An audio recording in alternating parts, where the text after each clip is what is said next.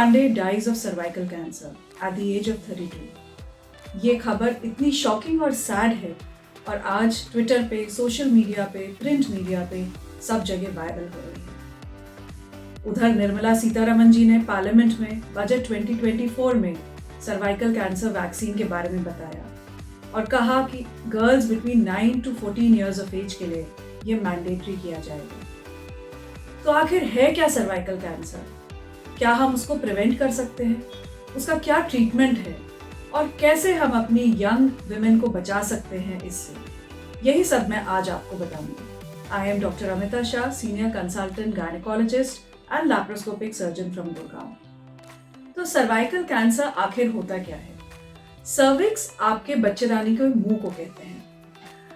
तो जैसे कि आप देख सकते हैं, ये आपकी बच्चेदानी है और इसके मुंह को, माउथ को हम सर्विक्स कहते हैं और यहाँ का जो कैंसर होता है उसको सर्वाइकल कैंसर कहते हैं। ये इंडिया में विमेन में होने वाला सबसे कॉमन कैंसर है, लेकिन because of lack of awareness लोगों को इसके बारे में पता नहीं। ये एक ऐसा कैंसर है जिसके बारे में हमें 100% पता है कि ये क्यों होता है। तो 95% ऑफ द केसेस में ये कैंसर होता है HPV की वजह से। HPV मतलब ह्यूमन पैपिलोमा वायरस।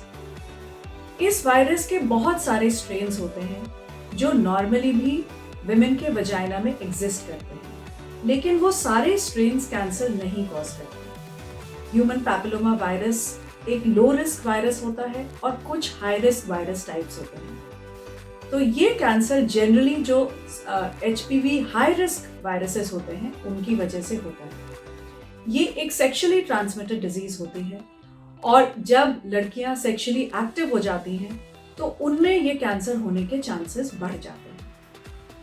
अब बात करते हैं कि कैसे इस कैंसर को हम प्रिवेंट कर सकते हैं। तो इस कैंसर को प्रिवेंट करने के लिए हमारे पास दो तरीके हैं। सबसे पहला है प्राइमरी प्रिवेंशन, जिसको हम वैक्सीनेशन कहते हैं।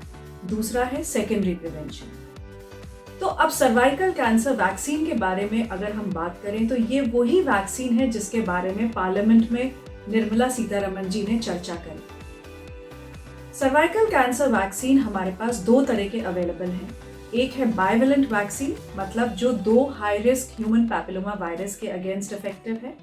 लेकिन अब हमारे पास एक क्वाड्रिवेलेंट वैक्सीन भी है जो 4 high risk human papilloma viruses के अगेंस्ट इफेक्टिव है। और अब एक नया वैक्सीन भी आ गया है जो 9 स्ट्रेन्स के लिए इफेक्टिव है, जिसको हम गार्डासिल 9 के नाम से भी जानते हैं।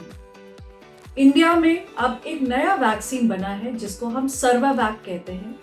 ये इंडिजिनसली प्रोड्यूस्ड वैक्सीन है और ये बहुत ही इफेक्टिव है और जल्दी ही ये vaccine 9 to 14 years of age की लड़कियों के लिए मैंडेटरी होने वाला है। तो what is the right age जब ये वैक्सीन लेना चाहिए? The right age to take this vaccine is from 9 years to 14 years, लेकिन ये 40 years तक भी लिया जा सकता है और लेना भी चाहिए। जितना जल्दी ये वैक्सीन लड़कियां लेंगी, मतलब before their sexual activity starts, उतना ज़्यादा एंटीबॉडी प्रोडक्शन होता है और उतना ही इफेक्टिव ये वैक्सीन होता है। तो अगर 14 years के पहले ये वैक्सीन ले लिया जाए तो इसकी सिर्फ 2 डोज लगाने की ज़रूरत होती है, लेकिन 14 इयर्स के बाद इसकी 3 डोजेस लगाने की जरूरत होती है। जो एक नया इंडिया में वैक्सीन बन रहा है जिसको हम सर्वावैक कहते हैं, अभी थ्योरीज आई हैं या साइंस ने ऐसा प्रूव किया है, there is enough evidence in the literature to say कि अगर इसकी एक डोज भी लगा ली जाए before 26 years of age, then this is equally effective to take 2 vaccines. तो अगर हम इसका एक डोज भी ले लेते हैं तो भी ये उतना ही प्रोटेक्शन देता है जितना 2 डोजेस देते हैं। तो ये बहुत ही जरूरी है कि सब लड़कियों को हम 9 साल से ये वैक्सीन देना शुरू कर दें। And till about 40 years of age, everybody can take this vaccine and should take the vaccine. If everybody, all girls and all women take this vaccine, then hopefully in the coming years, in another 10 years or 15 years, हम इस cervical cancer को completely eradicate कर पाएंगे। अब दूसरी चीज होती है सेकेंडरी प्रिवेंशन। सेकेंडरी प्रिवेंशन का मतलब स्क्रीनिंग करना। स्क्रीनिंग एक बहुत ही सिंपल टेस्ट से होता है जिसको हम पैप स्मीयर कहते हैं। इसके बारे में मैंने अपने एक और वीडियो के बारे में बताया है। ये एक बहुत ही सिंपल टेस्ट होता है जो कि सब सेक्सुअली एक्टिव वुमेन को एवरी ईयर कराना चाहिए। इस टेस्ट में ये हार्डली 10 सेकेंड्स लगते हैं इस टेस्ट को करने में। ये गायनेक ओपीडी में हो जाता है। इस टेस्ट में हम आपके वजाइना के अंदर एक स्पेकुलम डालते हैं जिससे आपकी वजाइनल वॉल्स खोलते हैं, एक ब्रश इंट्रोड्यूस करते हैं और सर्विक्स के सिक्रीशंस लेके उनकी एक स्लाइड बनाते हैं और उसको हम टेस्टिंग के लिए भेजते हैं, जिससे हमें पता चलता है कि वहाँ के सेल्स नॉर्मल हैं, इन्फेक्शन वाले सेल्स हैं, प्री कैंसरस हैं या कैंसरस हैं। अब सवाल ये उठता है कि अगर आपने वैक्सीन ले लिया तो क्या आपको पैप्समियर की जरूरत है?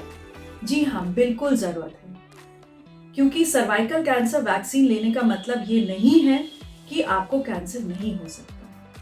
99% केसेस में नहीं हो सकता, बट 1% केस में अगर आप पैप्समियर कराते रहेंगे और स्क्रीनिंग कराते रहेंगे तो वो भी आप प्रिवेंट कर सकते हैं। सर्वाइकल कैंसर अगर हो जाता है तो उसके सिम्टम्स क्या हैं, आपको कैसे पता चलेगा?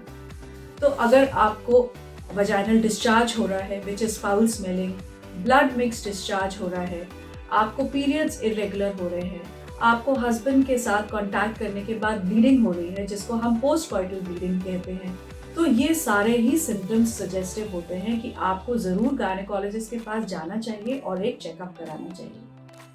चेकअप में आपका एक पर स्पेकुलम एग्जामिनेशन किया जाता है जिससे हम आपके वजाइनल वॉल्स को ओपन अप करके और आपके सर्विक्स को विजुलाइज कर सकते हैं। सबसे पहले हम जनरली आपका वहाँ से पैप्समियर ले लेते हैं और अगर हमको लगता है कि वो बहुत ही अनहेल्दी है आपका सर्विक्स तो हम एक कॉल्पोस्कोपी भी कर सकते हैं। कॉल्पोस्कोपी मतलब कि उस सर्विक्स को जिसको हमने नेकेड आई से देखा है उसको हम माइक्रोस्कोप से एक मैग्नीफाइड तरीके से देख सकते हैं।